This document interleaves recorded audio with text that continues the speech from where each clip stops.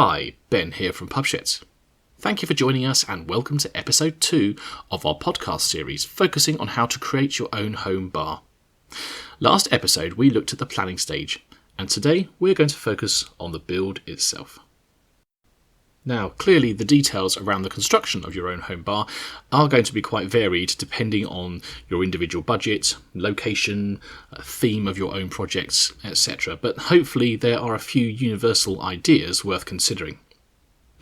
Now, before continuing, we're assuming at this point that you've investigated planning implications and providing you have gained permission or don't need it in the first place, then you are going to be looking at moving on to the build. So the first thing to consider is to go DIY or get a professional in, or perhaps a combination of the two. If you've purchased an outbuilding specifically for the purpose of putting a home bar in, it might well be worth considering letting the company construct this for you if your budget allows, as they'll know the ins and outs of the outbuildings that they're selling. Equally, if you're competent enough at DIY and have purchased a shed, then of course it's more likely you'll be confident enough to put this up yourself.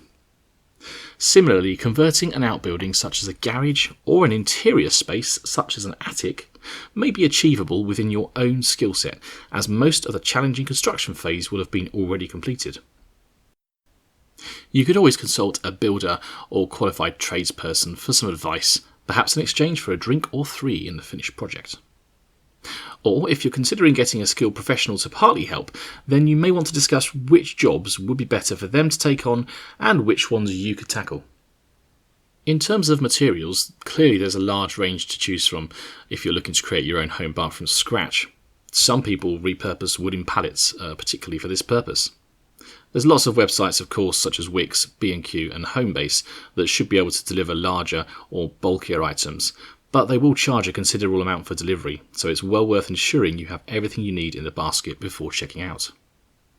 When considering flooring, it might be worth checking local selling sites or local companies for offcuts or leftovers from other projects, which may be quite a saving, and the same can also be said for doors and windows.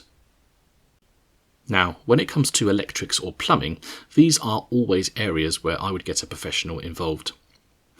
Indeed, it may be a legal or insurance requirement for where you live for this to be carried out by a trained professional, and certainly it isn't worth risking property or life over.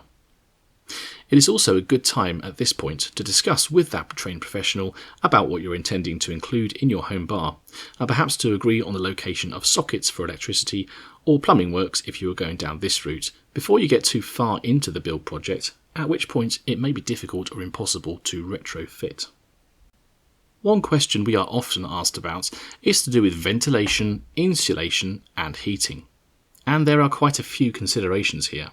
For example, what climate do you live in? Do you intend using your home bar all year round? Will you be storing electrical appliances, fabrics or, for example, cherished items inside? How often will you be using it?